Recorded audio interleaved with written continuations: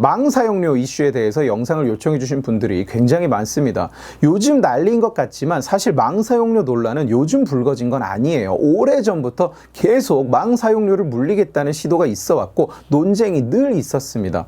어느 진영이나 정권 하나만의 문제도 아니에요. 현재 국회에 올라가 있는 망 사용료 관련 법안이 7개 정도 되는데 국힘, 민주 할 것 없이 너도 나도 기업들이 망 사용료를 내게 하겠다고 법안을 집어 던지고 있는 상황이에요. 단순하게 보면 망 사용료는 굉장히 괴상한 개념입니다. 인터넷 트래픽의 과금을, 그것도 어마어마한 과금을 하겠다는 발상은 그냥 들어도 괴이하죠. 마치 조폭이 시장에서 자릿세를 걷어가듯이 그냥 니네 여기서 장사하네 그러면 돈을 내야지 하는 수준의 얘기처럼 들리기도 합니다. 그러나 이 망 사용료 이슈에 대해서 좀 찾아보고 공부를 해보신 분들은 아시겠지만 또 그 배경에는 오래전부터 대한민국에 이어져 온 기형적인 인터넷 과금 구조 그리고 사회 풍조가 종합적으로 작용을 하고 있어요. 조금만 깊이 들어가도 너무 어려운 얘기가 될 거고 저도 네트워크 전문가가 아니라서 더 쉽게 설명할 방법도 없고 그렇다고 다른 많은 사람들처럼 이걸 지나치게 단순화해버리면 사태의 본질을 왜곡하는 결과가 나올 수도 있어서 저로서도 좀 조심스럽긴 합니다.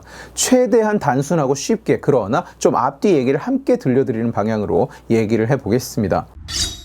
인터넷 서비스를 제공하는 사업자를 ISP라고 합니다. KT, SK 브로드밴드, LG U+, 이런 곳을 말해요. 이런 사업자들에게 우리는 매달 돈을 내고 집이나 회사에서 인터넷을 사용합니다. 그런데 이 ISP들은 우리에게서만 돈을 받는 것은 아니에요. CP라고 불리는 컨텐츠를 제공하는 기업들에게서도 돈을 받습니다. CP의 범위는 아주 넓지만 우리가 가장 많이 접할 수 있는 것은 대표적으로 네이버 같은 곳이 있겠습니다. 그런데 여기에서 한국 고유의 문제가 발생해요. 한국은 아시다시피 세계에서 인터넷이 가장 빠른 나라입니다. 그런데 인터넷 이용 요금은 속도를 감안하면 세계 최저 수준이에요. 인구 밀도가 높기 때문에 사실 비교적 저렴한 비용으로 인프라를 깔 수 있었고 서비스 원가도 낮습니다. 그러나 그런 걸 감안하더라도 한국의 인터넷 비용은 세계 평균에 비해서 지나치게 낮은 감이 있어요. 미국이나 유럽 선진국을 가도 인터넷 속도는 우리가 기가 단위를 얘기할 때 거기서는 25메가, 75메가 이런 수준인 경우가 많고 그럼에도 불구하고 월 사용료는 일반적으로 한국의 최소 몇 배를 냅니다. 그렇다면 한국은 왜 이렇게 인터넷을 싸게 쓸 수 있는 걸까요? 거기에 한국의 특이한 인터넷 과금 체계가 개입하는 거예요.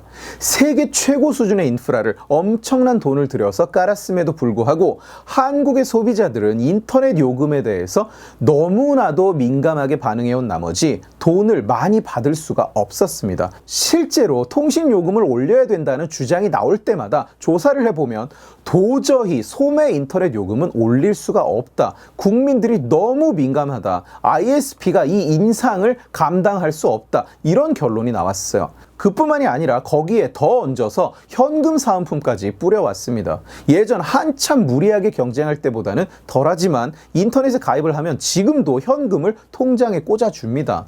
그래서 ISP들은 이 빈자리를 어디에서 메꿨느냐? 기업에게서, CP들에게서 돈을 받아서 메꾸게 된 거예요. 그래서 가정용 인터넷 회선은 너무나 비정상적으로 싸게 공급되고 대신 기업은 너무나 비싼 돈을 지불해야 하는 그런 구조가 생기고 또 오랜 시간 동안 유지되어 온 겁니다. 그러나 그 상황이 바뀌었죠. 10년 전만 해도, 단 5년 전만 해도 한국 사람들은 인터넷을 키면 오로지 네이버에서 놀았습니다. 네이버에서 검색을 하고 네이버가 주는 뉴스를 보고 네이버에 올라온 동영상을 보고 네이버에 올라온 글들을 읽고 그런데 지금은 어떻습니까? 검색 점유율은 여전히 네이버가 1위지만 구글이 30%나 검색 시장을 잡아먹었고 한국 최대의 트래픽은 이제 유튜브와 넷플릭스에서 나옵니다. 실제로 트래픽 1위가 구글, 2위가 넷플릭스예요. 그래서 괴리가 생기게 된 거예요. 트래픽은 외국 회사들이 많이 가져가는데 그 회사 서버들은 전부 외국에 있어서 결국 한국에 있는 회사들만 인터넷 요금을 ISP에 지불하는 그런 구조가 돼버린 겁니다. 이 상황을 바로잡기 위해서 자기들 입장에서 바로잡기 위해서 주장하기 시작한 것이 망 사용료입니다. 한국에서 영업하는 거대 외국 기업들에게 망을 사용하는 대가를 받아내야 된다는 게 이 아이디어의 시작점인 거예요. 애초에 잘못된 시스템이었어요. 그러면 그 시스템을 고쳐야 되겠죠. 적어도 국제 기준에 맞게 만들어야겠죠. 국민들이 저항한다고 세계에 통용되지도 않는 기형적인 구조를 유지할 수 없고 또 유지하려고 들면 안 됩니다. 그러나 그 본질적인 오류 자체를 바로잡는 대신 한국은 외국 기업들에게 한국의 기형적인 시스템을 받아들이라고 요구하는 중이에요. 한국에서는 언제나 기업이 가장 만만하니까. 그런데 한국 기업들은 그냥 때리면 맞고 돈 요구하면 뜯기고 꿇어하면 무릎 꿇고 그런데 워낙 익숙해져 있지만 외국 회사들은 그럴 이유가 없죠. 그래서 반발을 하는 겁니다. 이미 박근혜 정부 때 시작된 얘기고 문재인 때도 이걸 가지고 계속 논란을 이어왔고 그게 이제 윤 정부까지 이어진 거예요. 그리고 아마도 이제는 통과가 될 것 같은 분위기입니다. 망이라는 것의 수요자는 누구냐? 우리입니다. 우리예요. 인터넷을 이용하는 개인, 법인도 포함해서 인터넷 이용자가 망의 수요자입니다. CP도 망 자체를 필요로 한다는 점에서는 수요자라고 부를 수는 있겠지만 CP는 어디까지나 망의 최종 소비자가 아닙니다. 망은 우리가 쓰는 거고 유튜브 영상은 우리가 보는 거고 넷플릭스는 우리가 보는 거예요. 수요자가 망의 대가를 지불하는 것이 당연한 거 아닐까요? 실제로 우리 외에도 망 사용료라는 개념을 두고 논의를 했던 나라들이 유럽에 몇 개 있습니다. 그런데 이런 이유로 다 실패했어요. 컨텐츠의 공급자에게 최종 소비자로서의 과금을 할 수는 없는 것이니까요. 시민들이 시청 광장에 대형 스크린을 설치해놓고 축구를 봤다고 서울시가 구단이나 FIFA에 연락을 해서 광장 사용료를 내놔라고 하는 것과 무엇이 다릅니까? 애초부터 잘못된 시스템을 유지하면서 억지를 쓰려니까 설득력이 떨어지고 모양새가 그냥 조폭이 시장을 돌아다니면서 자릿세를 삥 뜯는 꼴이 되어버리는 거예요. 여기서 장사를 하려면 자릿세를 내야지. 세계에는 이 말이 이렇게 들리는 겁니다. 한국인들은 기업이라는 것에 대한 인식이 원래 쓰레기죠. 그런데 거기에 너무 익숙해서 그걸 인식조차 못하고 살아요. 그런데 이게 세계 시장과 부딪히니까, 세계 기준과 부딪히니까 한국 최대의 트래픽이 외국 회사의 비즈니스에서 발생하는 글로벌라이즈된 환경이 벌어지니까 어쩔 줄을 모르는 거예요. 어디가 잘못된 건지 생각을 해보지는 않고 국내 기업에 대한 역차별이다, 망사용료 먹튀다 이런 말도 안 되는 소리나 쏟아내는 중인 거죠. 그러니까 여야를 막론하고 망사용료는 받아야 된다고 괴상한 의기투합을 하는 겁니다. 여러분 잘 생각해 보세요.